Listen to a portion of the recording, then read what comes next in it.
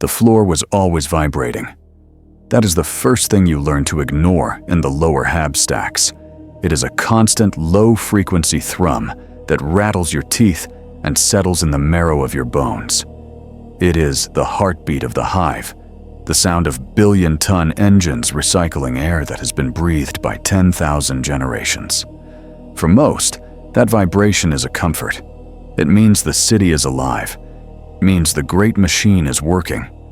For me, it was just another texture of the cold. I stood at my station unit 9993 Delta, watching the conveyor belt drag rusted metal casings into the dark.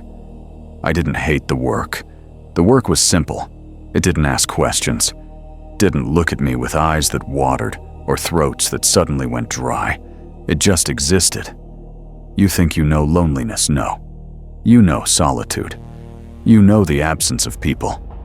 What I have is not absence. It is a presence that pushes back. I remember the first time I understood what I was. I was 6 cycles old, small for my age, scrounging for scraps in the wastefall of the mid-levels. There was a dog, a mangy thing with patches of gray skin showing through the fur, eating something dead near a vent. I just wanted to touch it. I wanted to feel something warm. I reached out my hand. The dog didn't growl. It didn't bark. It stopped eating. It looked at me and I saw the pupils of its eyes dilate until they were black pits. It began to whine a high keening sound that vibrated in my skull. Then it convulsed. It didn't run away because it couldn't. Its legs gave out.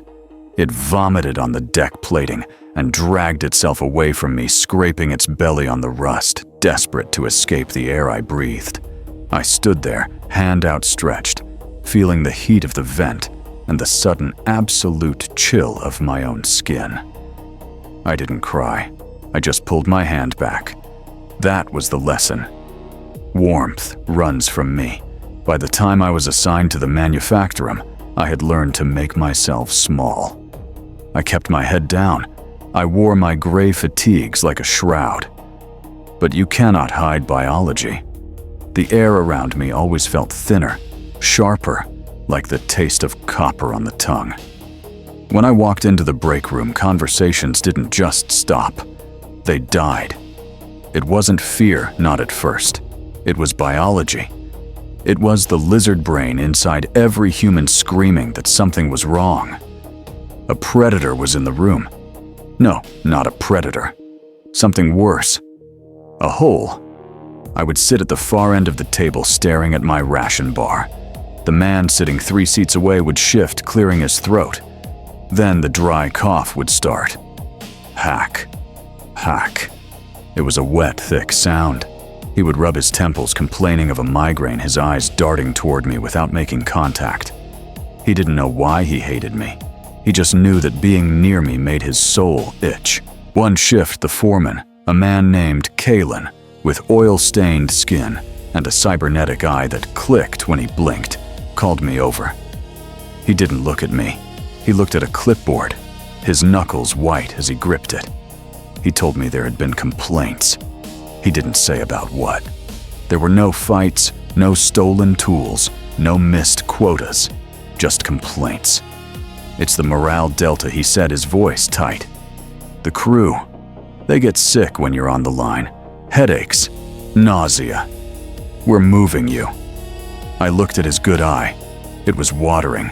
He wiped it with the back of a greasy hand, flinching as if I had raised a fist. I hadn't moved. Where I asked, my voice sounded flat dead in the clamor of the factory. Filtration, he said, pointing toward the lower sumps. Alone. You'll work alone. He sounded relieved. He was sending me to the dark, to the toxicity, and he thought he was doing me a favor. He was doing himself a favor. The filtration sump was a graveyard of machines. It smelled of sulfur and stagnant water, a heavy chemical reek that coated the back of the throat. It was perfect. There were no people here, just the rats. But even the rats knew. I remember sitting on a crate during a cycle break, opening a container of milk I had bartered for. It was sealed, It should have been fresh. I cracked the seal, and the smell hit me instantly. Sour, clotted. It had curdled in my presence, not from heat, but from the anti-life that radiated off me. I stared at the gray, lumpy liquid. I didn't throw it away. I drank it. It tasted like ash and rot. I drank it because I needed the calories. I drank it because it was what I deserved. I was a thing that spoiled milk. I was a thing that made machines stutter and men weep without knowing why. I started testing it. A quiet rebellion against the confusion. I would find a spider weaving a web in the corner of the filtration unit. I would bring my finger close, just an inch away.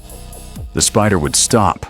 It would curl into a ball, its legs twitching, and then it would drop dead before it hit the ground. I felt nothing when they died. No rush of power, no sadistic thrill, just a confirmation. I was a walking void. I was the static between channels. I began to wonder if I was even alive, or if I was just a corpse that had forgotten to lie down. I checked my pulse. It was slow, steady, a rhythmic thump that felt alien under my fingertips. I was alive. But I was alone in a way that no one else in this galaxy could understand. The isolation became a shield. I worked double shifts. I took the tasks no one else wanted.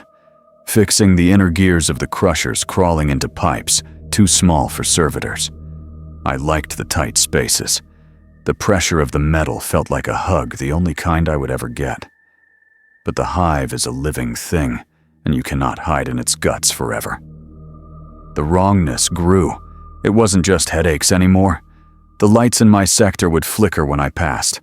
Servitors would glitch their monotone chants, skipping and looping into gibberish until I moved away. People started making signs of the Aquila when I walked by. They whispered. Cursed, they said. Soulless, they said. They didn't know how right they were. They threw rivets at me from the gantries above. I let them hit me. The pain was sharp, distinct. It was real. It was better than the numbness. I remember standing on a walkway looking down into the smog-choked abyss of the underhive. The distance was dizzying. One step. That was all it would take. One step, and the wrongness would stop. The nausea I caused would end. The milk would stay fresh. The dogs wouldn't scream. I leaned over the rail, the metal freezing against my ribs.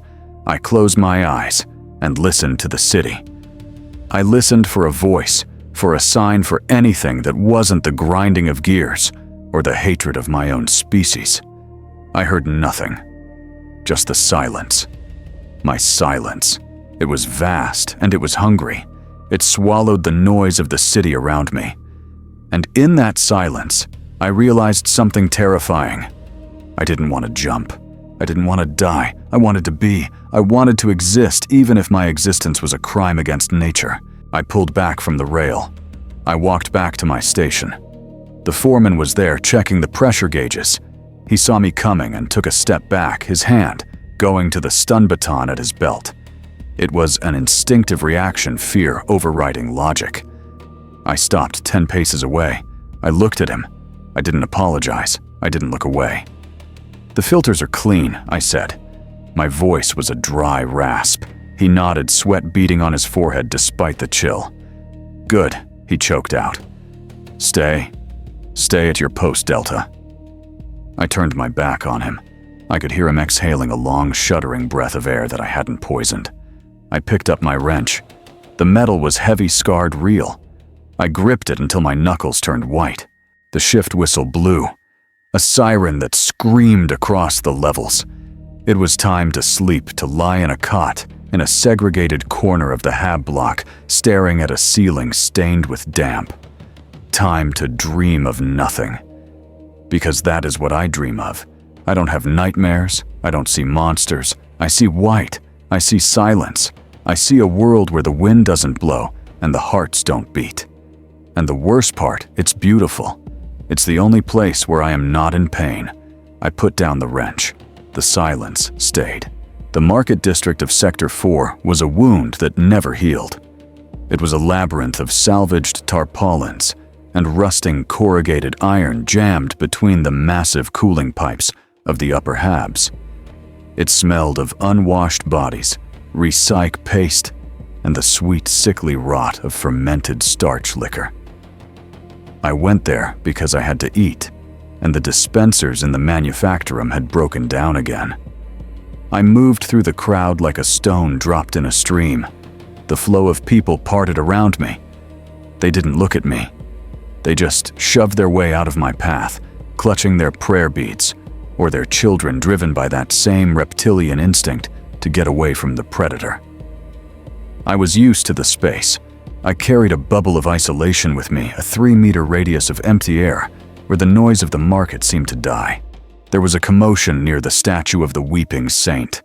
A crowd had gathered, thick and pressing their faces, upturned in a mixture of desperation and adoration.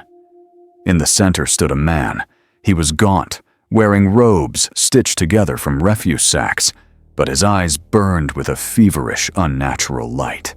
He was a psyker, a hedge wizard, a word. He was floating a few inches off the deck, plating his voice amplified by nothing but the air itself. He spoke of the Emperor's light, but the shadows around him were too long, too dark. The air around him shimmered with heat, though it was freezing in the alley. People were weeping, tossing their credits at his feet, begging for a blessing. I should have turned back. I should have walked away. But the crowd was too dense behind me. I was pushed forward by the sheer weight of bodies. I breached the perimeter of his influence. It wasn't intentional. I just stepped into the open space where his congregation was kneeling. The moment I crossed that invisible line, the world snapped. It was physical. The air which had been vibrating with his psychic static suddenly went dead. The psyker stopped mid-sentence. He didn't just stop speaking. His voice choked off as if a hand had crushed his throat. He spun around, searching for the source of the interruption. His eyes locked onto me. I saw the confusion in them first, then the recognition, and finally the terror. It was a terror so pure, it looked like madness. He wasn't looking at a man. He was looking at an abyss that had just opened up to swallow his soul. No, he whispered. The word wasn't amplified anymore. It was small and wet. Turn it off. Turn. The silence. Off. He clawed at his own face. Blood started to trickle from his nose, black and thick in the artificial light. The crowd went silent, confused. They looked from him to me. They didn't understand what was happening. They just felt the sickness radiating from me, clashing with the fever radiating from him.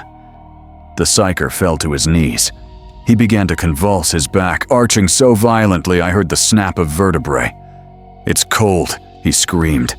"It's so cold. Get it out of my head. The nothing, it's eating the light." I stood frozen. I held up my hands, palms open, a universal gesture of surrender. "I'm not doing anything," I said. But my voice was swallowed by his screaming. The air around us smelled of ozone and burning iron, the smell of a brain boiling inside a skull. The psyker's eyes rolled back, showing only the whites, and then the vessels burst, flooding the sockets with red. He wasn't being attacked by me. He was being attacked by his own power, which had nowhere to go, because I was there. I was a wall, and he had thrown himself against me at full speed. A woman near me screamed, pointing a shaking finger. "He's killing the holy man. The gray one. He's a demon." The panic was instant. The crowd turned from worship to violence in a heartbeat. But before they could tear me apart, the sirens wailed. The Arbites. They had been watching, waiting for the weird to incriminate himself. Now they descended. Armored boots slammed against the metal deck. Shock mauls crackled with blue lightning. "Citizen, halt. On your knees." The voice was mechanical, amplified by Vox grills. The crowd scattered like roaches exposed to light. I ran. I didn't think. I just turned and sprinted toward the steam vents. I heard the crack hiss of solid slug throwers. Bullets sparked off the wall near my head. I didn't get far. I turned a corner and ran straight into a wall of black carapace armor. An enforcer backhanded me with a gauntlet that felt like a falling girder. My vision exploded in white sparks. I hit the ground, hard-tasting blood and oil. Before I could scramble up, a boot slammed into the small of my back, pinning me to the cold floor. I couldn't breathe. Subject secured. The enforcer growled into his vox. I looked sideways, my cheek pressed against the grate. I could see the psyker being dragged away by 2 other officers. He was limp, drooling, his mind completely shattered. But as they dragged him past me, he didn't scream anymore. He was smiling. A slack, empty smile. He had found the silence he feared, and it had left him broken. The enforcer hauled me up by my collar. He didn't cuff me immediately. He hesitated. I saw him flinch through his visor. He could feel it too, the nausea, the wrongness. He shoved me forward, keeping his distance, aiming his shotgun at the back of my head. "Move," he said, his voice thick with disgust. "Don't speak. Don't look at me. Just move." I walked. The adrenaline faded, leaving only the cold. I wasn't a worker anymore. I wasn't a citizen. I was something that had broken a holy man just by existing. The incident was over. The nightmare was just beginning. I kept my eyes on the boots of the man in front of me. I tried to make myself small again. But you cannot shrink when you are a void. The emptiness takes up so much space. The smell of ozone lingered in my nose, sticking to the back of my throat. It tasted like guilt. But I knew deep down in the quiet dark of my mind that I wasn't guilty. I was just inevitable. The Arbeit's van was waiting. Black steel, barred windows, a coffin on wheels. They threw me in. I sat in the darkness, and for the first time I wasn't the only thing that was silent. The city outside was screaming, but inside I was finally terrifyingly at home. The holding cell was designed for 20 men. They had shoved 40 of us inside. It was a cage of sweat blood and the sour reek of terror. Most of the prisoners were scumgangers, thieves, murderers awaiting the penal legions.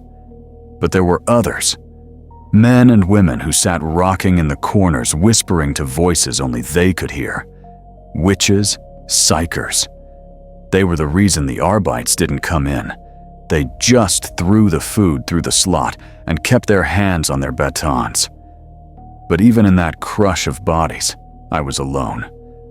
I sat against the far wall, and a semicircle of empty floor separated me from the rest. They would rather be pressed against the rusted bars, ribs crushing against ribs, than touch me. One ganger had tried to take my boots when I first arrived. He had grabbed my ankle. He vomited, instantly retching until he passed out. Now they looked at me with eyes that held more fear than they held for the executioner. Time lost its meaning in the dark. There was only the drip of condensation and the murmuring of the witches. Then the atmosphere changed. It wasn't a sound. It was a pressure. The air in the block suddenly felt heavy, like we had been submerged in deep water. The witches stopped whispering. They started to scream. Not in anger, but in pure primal panic. They clawed at their ears, banging their heads against the stone walls. "They are here." One of them shrieked, foaming at the mouth. The hounds. The hounds of the Silent Sisterhood. I felt nothing. No pressure, no fear, just a sudden sharp clarity. The headache I had lived with since childhood, the constant background static of other people's souls, vanished. For the first time in my life, the world was quiet. The heavy blast doors of the cell block groaned open. They didn't send the Arbeits. They sent the Null Maidens. Soldiers in power armor of burnished gold and cold steel, moving with a grace that was almost mechanical. They carried great two-handed swords and bolters that looked too heavy for human hands. But it wasn't their weapons that terrified the cell. It was their souls. They didn't have any. They were like me. I watched them march down the corridor, and I felt a strange, twisting sensation in my chest. Recognition. Kinship. That was too human a word. It was the recognition of one void, seeing another. The prisoners scrambled away, climbing over each other to escape the aura of the lead warrior. She stopped in front of our cell. She removed her helm. Her face was severe pale, framed by white hair cut short. Her eyes were the color of ice. She looked over the huddled mass of prisoners, her gaze sweeping past the weeping witches, past the trembling gangers. She stopped when she saw me. I braced myself for the flinch. I waited for the curl of the lip, the slight widening of the eyes, the step back. It never came. She looked at me with an expression of absolute flat indifference. She didn't hate me. She didn't fear me. She simply assessed me.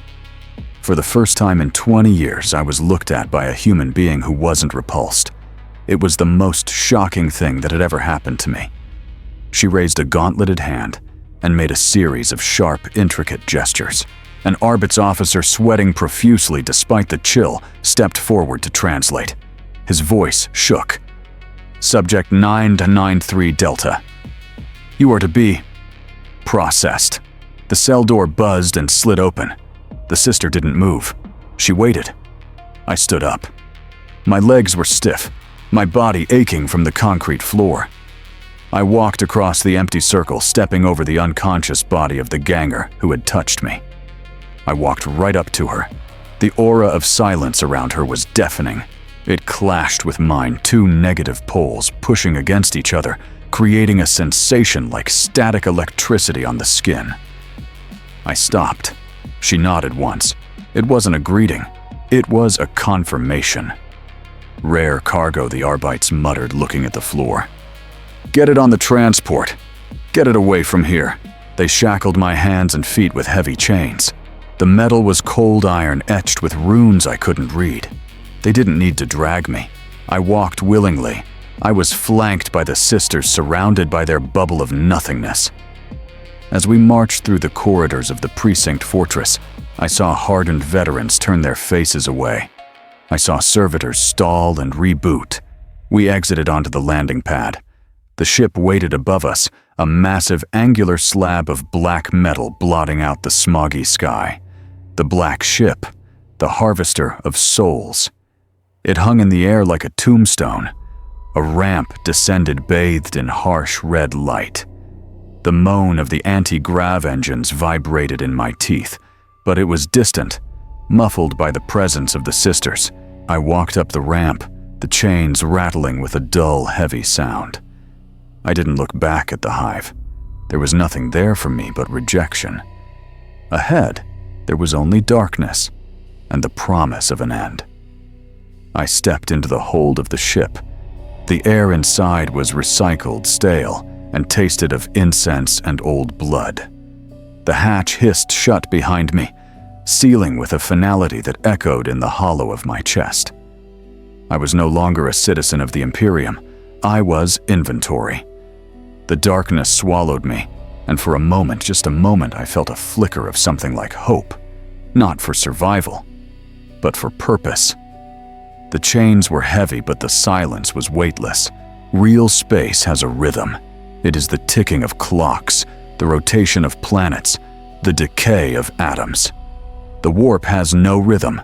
It is a spasm. I felt the transition when the black ship breached the veil. It wasn't a shake or a lurch. It was a sudden, crushing pressure. Imagine being at the bottom of an ocean kilometers deep, where the water wants to turn your bones to paste. That is what the Imperium feels like to me. For the others, the crew, the guards, it is a time of prayers and terror. For the cargo, the hundreds of psychers caged in the hold, it is hell. But for me, it was just heavy. It felt like the universe was trying to squeeze me out of existence and failing. I sat in my isolation cell, a box of plasteel and hexagrammatic wards, and I listened. I didn't hear with my ears. The ship was thick with the drone of the Geller field generators, a mechanical humming that kept the demons out. But I could feel the screaming. It was a vibration in the floor, a heat in the air. The Psychers were dreaming. Their minds were open doors, and the warp was banging against them. Down here in the belly of the ship, the Geller field was thin. The nightmares were leaking in. I stared at the rivets on the wall. I counted them. 144. I counted them again. It was the only thing that kept me from thinking about what was swimming in the ether just a few meters of metal away. Then the alarms blared. Not the standard klaxons, but a low discordant chime that made the teeth ache. A Vox caster crackled. Breach in Sector 7. Containment failing. Deploy the null. The door to my cell hissed open. 2 naval armsmen stood there. They wore full void suits, their faces hidden behind reflective visors, but I could see their hands shaking on their shotguns. "Get up," one of them barked. His voice cracked. "Move! Now!" I stood. The pressure in the air had spiked. It tasted of ozone and spoiled meat. They didn't cuff me this time. They needed me to work. We ran through the corridors. The metal of the ship seemed to be sweating. Condensation dripped from the ceiling, but it wasn't water. It was a thick, oily substance that smelled of sulfur. We reached Sector 7. The screaming was physical here. Psychers in their restraint cages were thrashing, blood pouring from their eyes and ears. Shadows were detaching themselves from the corners, moving with a jerky, impossible motion. They weren't just shadows. They were things. Claws made of smoke. Eyes made of burning embers. They were manifesting. The Geller field had flickered, and the predators were inside the pen. "Do it!" the armsman screamed, shoving me forward. Walk, I walked. It was the only weapon I had. I stepped into the chaotic swirl of energy. I didn't fight. I didn't shout. I just existed. The moment I entered the room, the effect was instantaneous. It was like throwing a bucket of ice water onto a fire. The shadows shrieked a sound that wasn't a sound, but a tearing of reality, and then they dissolved. They couldn't exist near me. My soul was a vacuum. I was the anti-magic. The smoke cleared. The burning eyes winked out. The pressure vanished, replaced by the familiar cold nausea of my own presence. The Psychers in the cages stopped thrashing. They didn't look relieved. They looked lobotomized. As I passed their cages, they slumped over unconscious, their connection to the warp severed so violently it must have felt like an amputation. The armsmen stayed back, huddling by the blast door, terrified to come closer. I stood alone in the center of the corridor, surrounded by the smell of ozone and the silence of the comatose. I looked at my hands. They were steady. I realized then what I was to the Imperium. I wasn't a prisoner. I was a patch. I was the thing they used to plug the leaks in reality. The voyage continued for weeks, or maybe months. Time is a lie in the warp. I spent my time being shuffled from one failing sector to another. I was a mobile Geller field. I walked, and the nightmares died. I sat in my cell and felt the ocean pressing against the hull, hungry and furious. It hated me. I could feel its hatred. It wanted to consume the ship to feast on the bright souls of the Psychers, but it couldn't get past the gray dead spot that was me. I was the stone in the throat of a god. And for the first time in the dark, listening to the engines drone, I didn't feel useless. I was a monster. But I was the monster that kept the other monsters away. The silence was mine. And it was absolute. The transition back to real space was violent. Gravity returned with a vengeance, slamming us into the deck plating as the black ship anchored in the high orbit of Terra. We were not unloaded with the weeping Psychers. They were dragged away to the Astronomicon, or the burning chambers. We were separated. A small group of us, the Untouchables, were herded into a separate shuttle. It descended through the smog and the orbital traffic landing in a fortress that looked more like a mausoleum than a school. The Scholastia Sicana, the place where the Imperium manages its witches. But we were taken to the sublevels deep beneath the rock crete, and the statues of saints.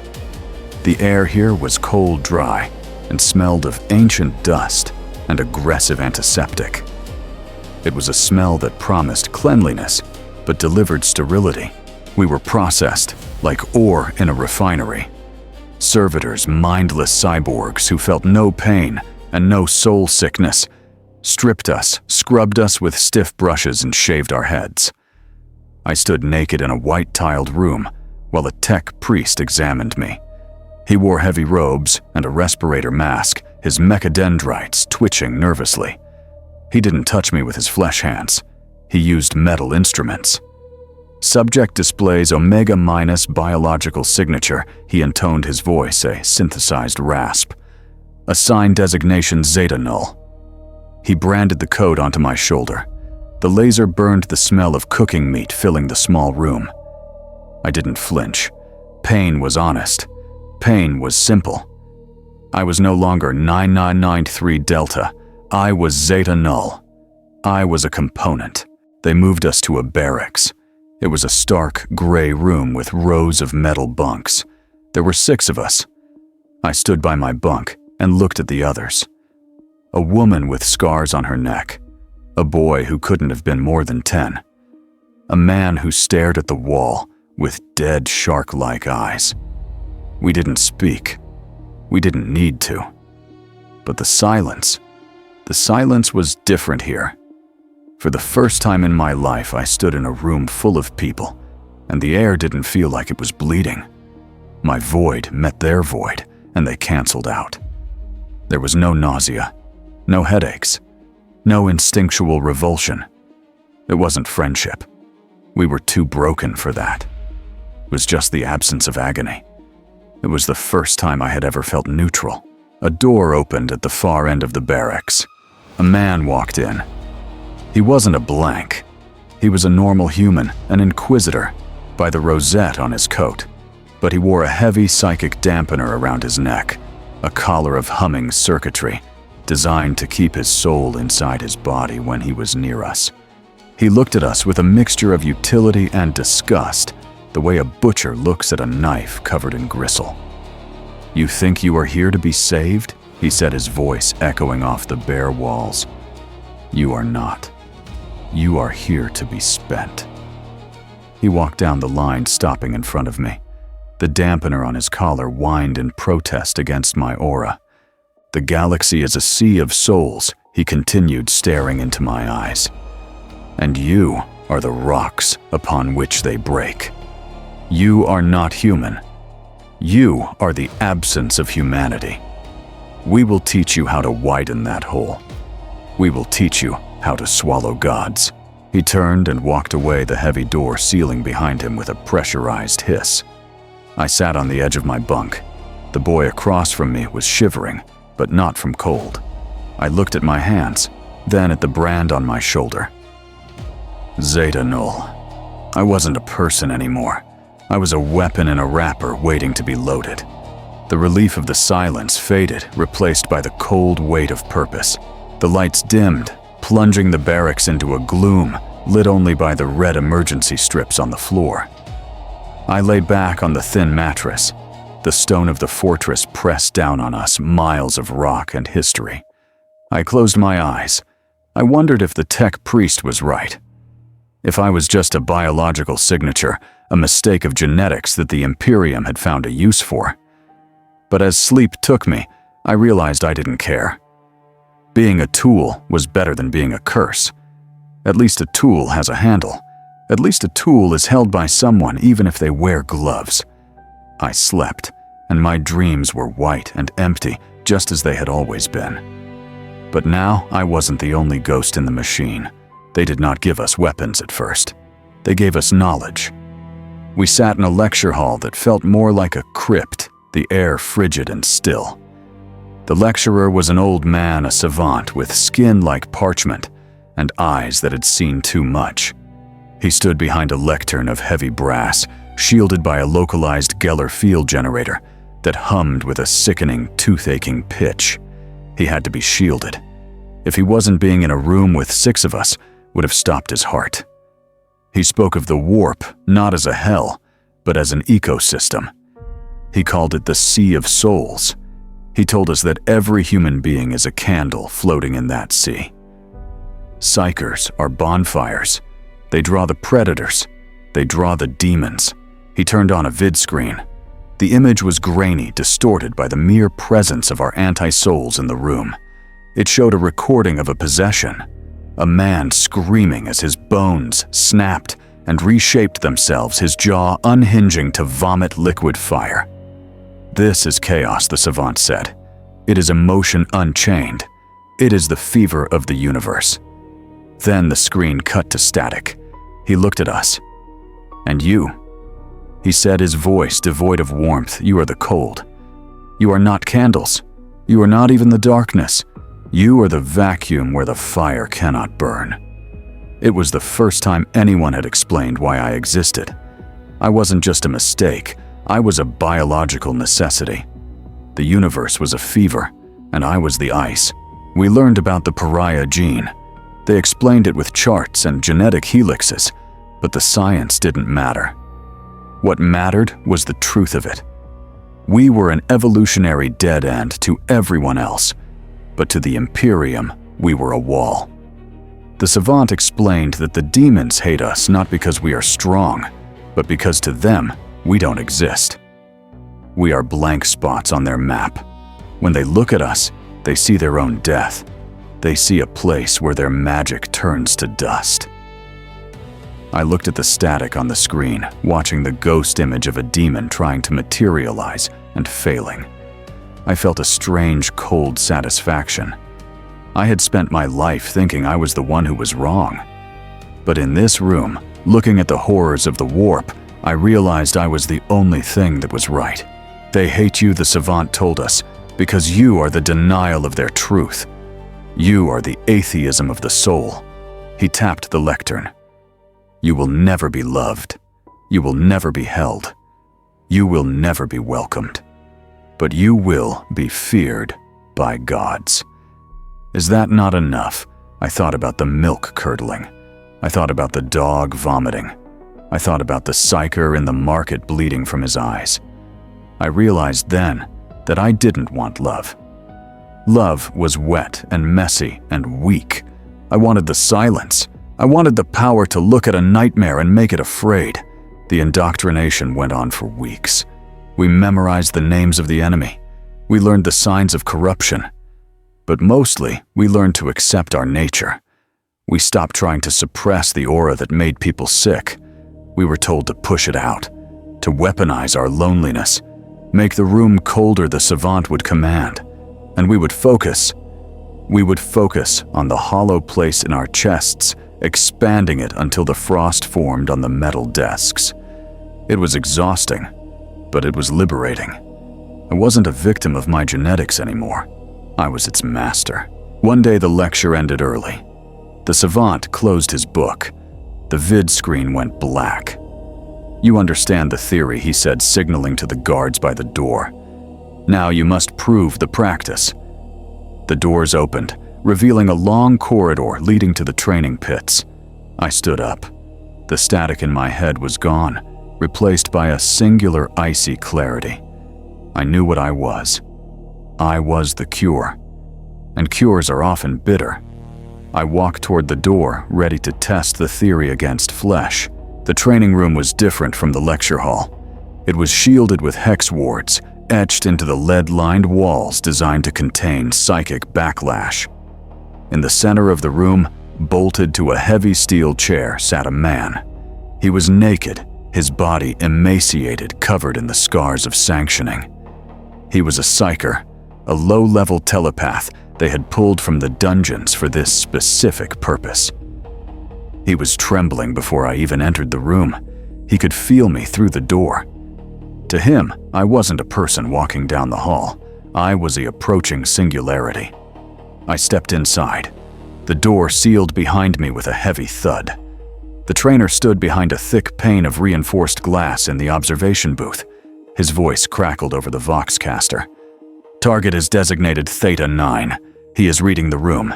He is trying to find a mind to latch onto. Give him yours. I didn't know how to give him my mind. I just walked. I focused on the emptiness in my chest the way the savant had taught us. I imagined the void expanding, pushing out of my skin like an invisible wave.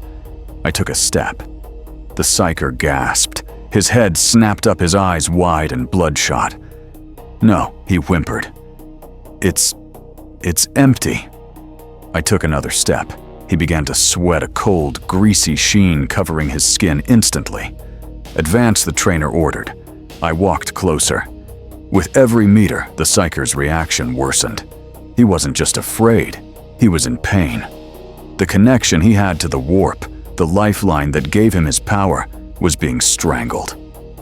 I was suffocating his soul. At 5 meters, he started to retch. At 3 meters, blood began to trickle from his nose.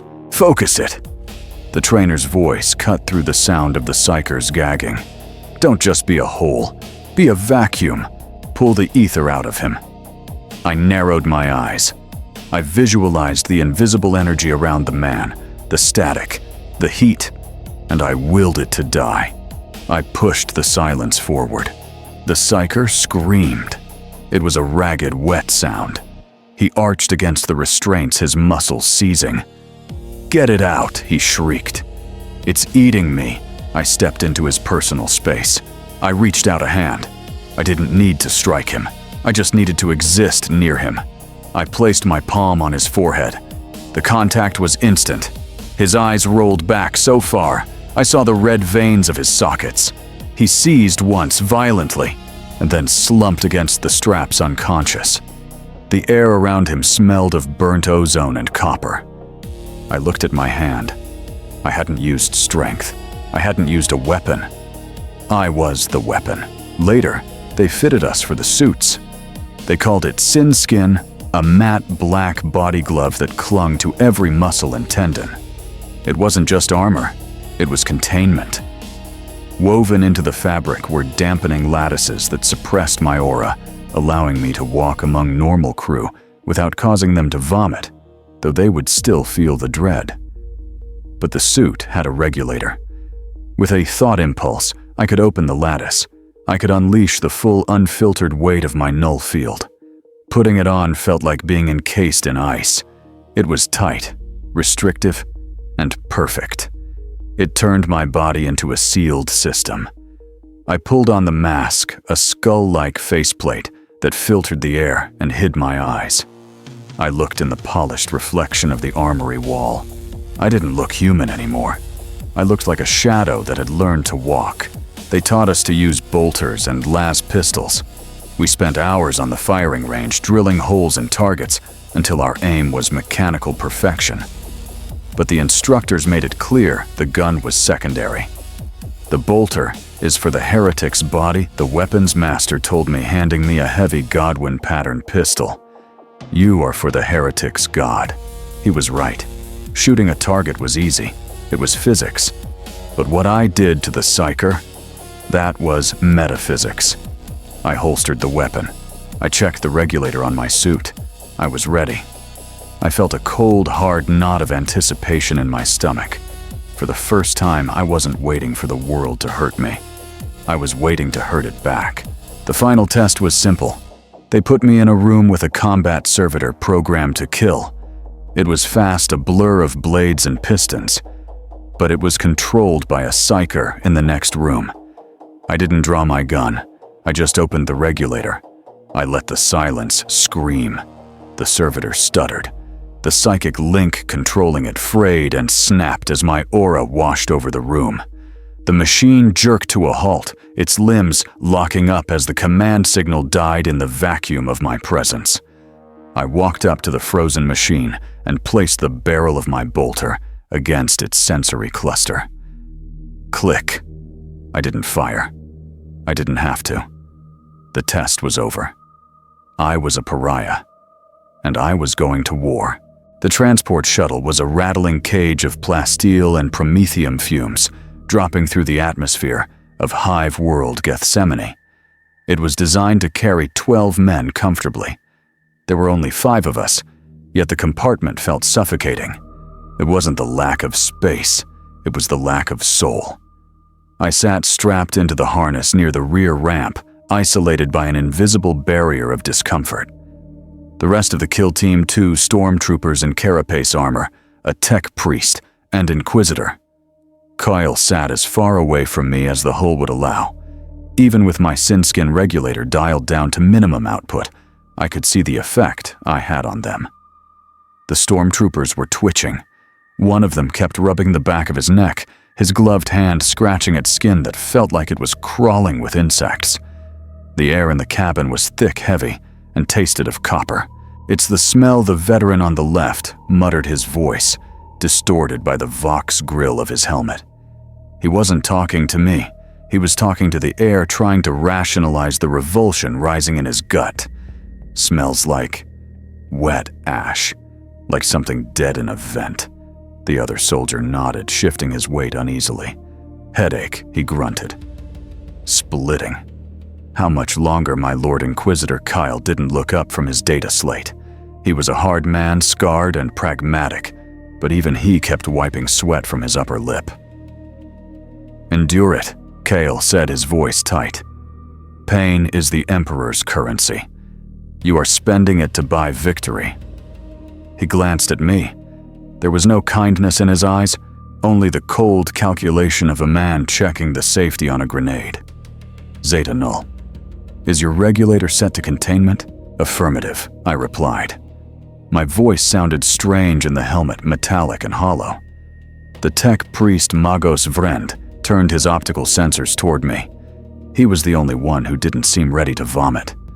To him, I was just a variable in an equation, a walking jammer signal. Readings confirm, Vrend rasped.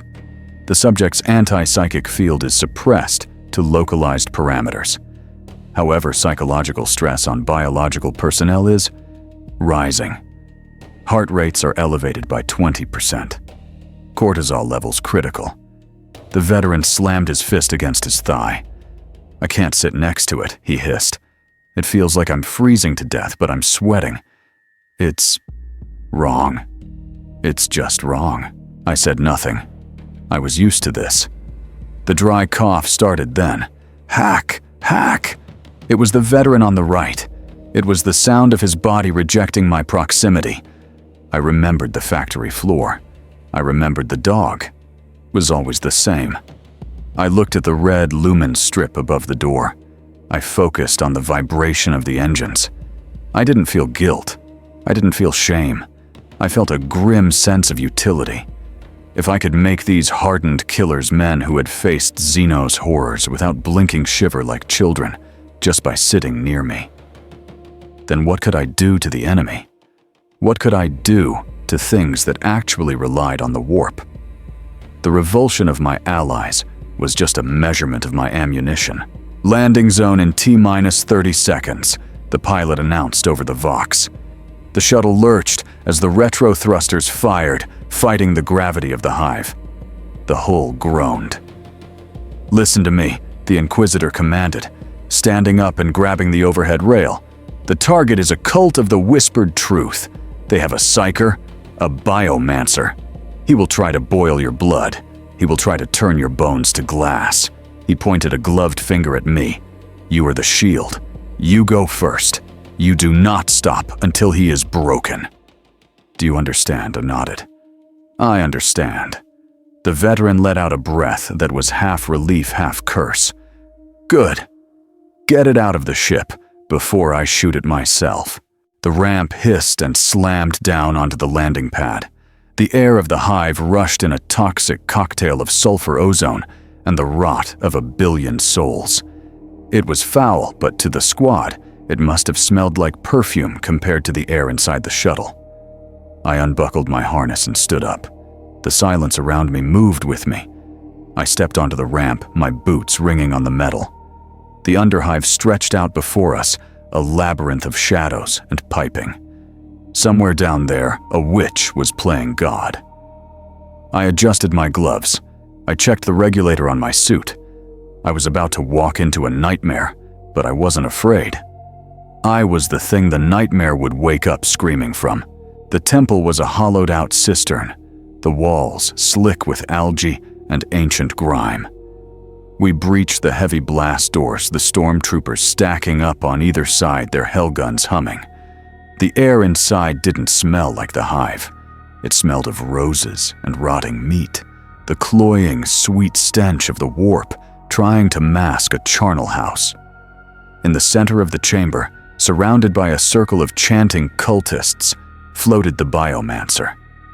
He was a monstrous thing, his flesh rippling and reshaping itself in real-time bone spurs, growing and retracting from his shoulders. He was glowing with witchlight, a beacon of purple and sick green. The pressure in the room was immense. I could see the stormtroopers stagger as they entered the psychic weight crushing their lungs. To me, it felt like a stiff wind, annoying but not fatal. The engagement began with a roar of las fire, the air filled with the crack hiss of high-energy beams, but the shots didn't connect. The biomancer laughed a sound that wasn't human. It was the grinding of stones. He raised a hand, and the air shimmered. The las bolts hit an invisible wall of kinetic force and dissipated into showers of harmless sparks. Fools, he bellowed, his voice echoing inside our skulls. The flesh is fluid. The mind is steel. You cannot break what has already been freed. He gestured, and the floor plates buckled. One of the stormtroopers was lifted into the air, screaming as his armor began to crumple inward, crushed by an unseen fist. The Inquisitor fired his bolter, but the rounds detonated in mid-air, stopped dead by the sorcerer's will. Now Zeta Kyle screamed over the Vox, his voice strained by the psychic assault. Push forward. End him. I stepped out from behind the cover of a rusted pillar. I walked into the open. I reached up to my collar and twisted the regulator dial on my sin skin to 0. The containment field dropped. The silence didn't just step out, it exploded. It rushed out of me like a shockwave of absolute zero. I saw the ripple distort the air as my null field collided with the biomancer's psychic storm. It wasn't a noise. It was the sudden, violent death of noise. The chanting stopped. The purple witch light flickered and died, plunging the room into the harsh shadows of the emergency lumens. The biomancer's laughter choked in his throat. He dropped out of the air, crashing hard onto the wet floor. His kinetic shield evaporated. He looked up, searching for the source of the disruption. His eyes found me. I saw the arrogance drain out of his face, replaced by a horror that transcended fear. He wasn't looking at a soldier. He was looking at the end of his world. No, he gasped, crawling backward, his reshaping flesh suddenly freezing, locking him in a half-formed state of agony. What are you? You have no light. You are a hole. A hole in the song. Behind him, the veil of reality, which had been thin and tearing, snapped shut. The demonic shadows that had been gathering to feast on us shrieked a sound of pure frustration and vanished. I had slammed the door in their faces. I didn't run. I didn't raise my weapon. I just walked toward him. 1 step, 2 steps. With every meter, the biomancer degraded. He clawed at his head, his fingernails tearing furrows in his scalp. "Get it out," he screamed. The silence, it burns. Smoke began to rise from his ears. It was the smell I knew well, ozone and burnt iron. The feedback loop of his own power, now unable to leave his body because of my presence, was cooking his brain from the inside out. I stopped standing over him. He looked up at me, blood pouring from his eyes, his nose, his mouth. He tried to speak a curse, but all that came out was a wet gurgle. He convulsed once violently, and then went still. The cultists, stripped of their master's protection and maddened by the sudden proximity of a pariah, dropped their weapons. Some vomited. Others just curled into fetal balls, weeping. The stormtroopers moved in their lasguns, finishing the work efficiently, but they kept a wide berth around me. I stood over the corpse of the biomancer. The smell of ozone was overpowering. I felt a strange, cold vibration in my chest. It wasn't joy. It wasn't pride. It was satisfaction. I had looked a god in the eye, and the god had blinked. "Target neutralized," I said into the Vox. My voice was calm. Around me, the room was quiet. Dead quiet.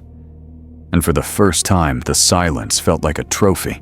The debriefing room was sterile, lit by the harsh white glare of lumen strips that hummed with a frequency that seemed to drill into the skull. Victory usually tastes like recaf and relief. Here, it tasted like bile. We were back on the Inquisitor's ship, safely away from the hive, but the atmosphere was heavier than it had been in the cistern. The 2 surviving stormtroopers sat at the far end of the long metal table. They didn't look like men who had just won a battle. They looked like men who had just survived a plague. They were pale, their skin waxy and gray. One of them, the veteran who had complained on the shuttle, was shaking. His hands were clasped around a mug of water, and the ripples in the liquid betrayed the tremors he couldn't control. I stood by the door, as far away as the room allowed. Even there, I was too close. Inquisitor Kyle paced the room, his boots clicking rhythmically on the deck. He was energized. The mission was a success. The cult was broken. The target was neutralized. He stopped and looked at his men, expecting affirmation. Instead, he got silence. "Report," Kyle barked, his patience thinning. "Status of the squad." The shaking veteran looked up. His eyes were hollow, rimmed with red. "We can't do it, my lord," he whispered. It wasn't insubordination. It was a confession. "We can't deploy with..." "That, again." He didn't say my name. He didn't even point. He just jerked his head in my direction. "I have fought orcs. I have walked through tyrannid spore clouds. But this being near him, it's like drowning in cold oil. It takes the light away." Kale frowned, his hand resting on the pommel of his power sword. "Zeta Null is a sanctioned asset. He saved your lives. Without him, the biomancer would have turned you into puddles of gore." The soldier laughed, a brittle cracking sound. "He saved our bodies," the man said, staring into his water. "But he ate the rest. When he opened that regulator, I felt it. I felt every happy memory I ever had turn to ash. I felt like nothing mattered. Like the Emperor was dead.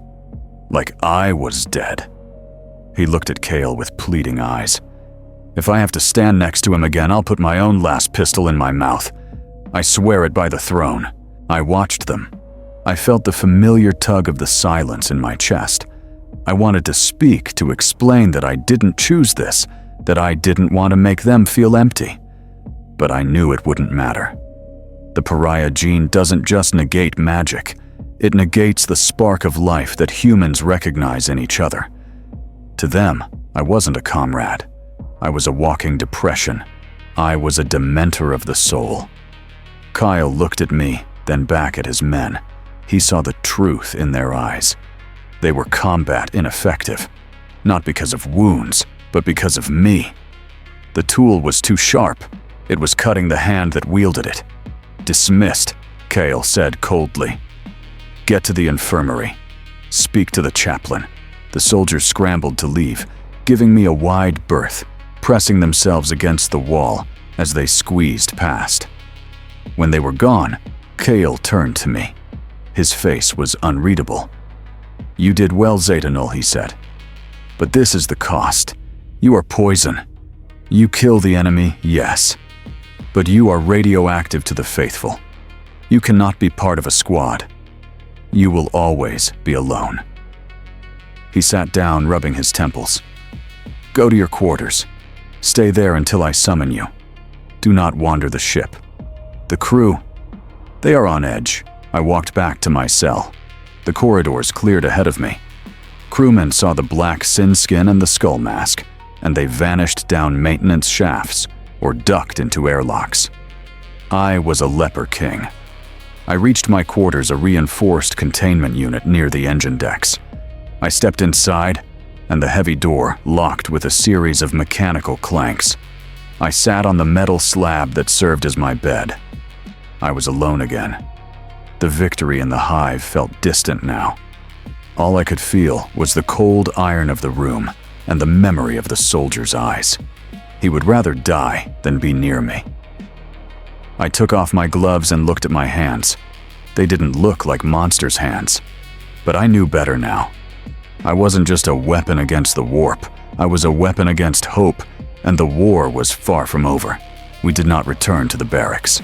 The Inquisitor took me deeper into the ship, down to a sector that did not appear on the standard deck schematics. The air here was filtered to a degree that made it tasteless sterilized, of even the microbes that live in the dust. We entered a laboratory that felt less like a place of science and more like a shrine to emptiness. The walls were lined with black stasis fields, and in the center, resting on a pedestal of obsidian, was a helmet. It was oversized, grotesque, a skull-faced mask with a singular massive eye lens that seemed to stare back at me even though it was empty. It was the Animus Speculum. I had heard rumors of it in the Scholastia. It was the crown of the Colexis, the badge of the ghost assassins. Inquisitor Kyle stood by the pedestal. He looked at the helmet, then at me. "You have reached a threshold, Zeta Null," he said softly. "You have proven your lethality. But you are still raw. You are still untamed." He gestured to the helmet. "There is a temple. The Temple Colexis. They do not just train pariahs. They refine them. They strip away the flesh, the memory, the name. They take the void inside you, and they turn it into a black hole." He walked around the pedestal, his voice taking on a reverent tone. "If you go to them, you will become the ultimate weapon. You will hunt Eldar Farseers and Chaos Sorcerers, and they will die of fright before you even touch them. You will save billions." He paused, looking me in the eye. "But you will cease to be. There will be no Zeta Null, no 993 Delta. There will only be the assassin. You will have no dreams. You will have no pain. You will be pure, unadulterated silence." The offer hung in the air like smoke. I looked at the helmet. I looked at the dark, matte surface of the sin-skin bodysuit, standing in the stasis field behind it. It was tempting. God Emperor. It was tempting. To not feel the cold anymore. To not see the revulsion in the eyes of my allies. To simply be a function, a law of physics given form. It sounded like peace. It sounded like the sleep I had craved since I was a child. I stepped closer to the helmet. I could see my own reflection in the dark glass of the eye lens. I saw a pale, hairless face. I saw eyes that were tired, so incredibly tired. I saw a monster, but it was my monster. I remembered the milk curdling. I remembered the dog. I remembered the biomancer screaming. Those were my memories. They were ugly, they were painful, and they were made of gray ash, but they belonged to me. If I put on that helmet, if I let the temple scrub my mind, who would remember the dog? Who would remember the silence of the manufactorum? No one. I would just be a gun that someone else aimed. I reached out and touched the cold metal of the Animus Speculum. It hummed against my fingertips, a hungry parasitic vibration. It wanted me. It wanted to drink the nothingness inside me. I pulled my hand back. The silence in the room was absolute. But inside my head, for the first time, there was a voice. My voice. And it said, no. I didn't want to be a ghost. I wanted to be a man, even if being a man meant being hated. I wanted to choose my own silence. I turned to the Inquisitor. He was watching me closely, his hand hovering near his rosette. He was expecting me to accept. He wanted me to accept. It would make his life easier. "The silence is mine," I said. My voice was rough, unused to speaking so many words. "It is the only thing I have. If I give it to the temple, I have nothing." Kyle stared at me for a long moment. Then slowly he nodded. It wasn't a nod of approval, but of resignation. "So be it," he said, turning away from the helmet. "Then you remain a blunt instrument. You remain broken." He walked toward the door. Come. The war does not wait for your introspection. I followed him, leaving the helmet behind in the dark. I was still a pariah, but I was still me. The observation deck was the only place on the ship where the cold made sense. A blister of reinforced crystal hanging off the starboard hull, it looked out into the naked void. We were skirting the edge of a warp storm, a bruised purple scar across the stars that pulsed like an infection. I stood with my forehead pressed against the glass. The cold of the void on the other side tried to seep through, but it met the cold inside me and found no purchase. I wasn't shivering.